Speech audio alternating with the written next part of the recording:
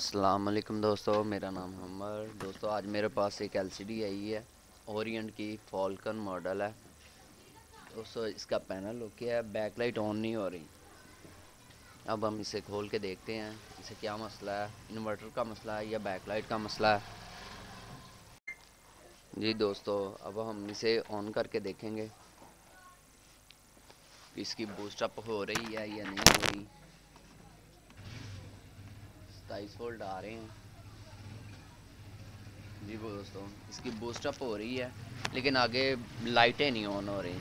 दोस्तों अब हम इसकी लाइट बैक लाइट चेंज करेंगे तो फिर हम इसे ऑन करके देखेंगे।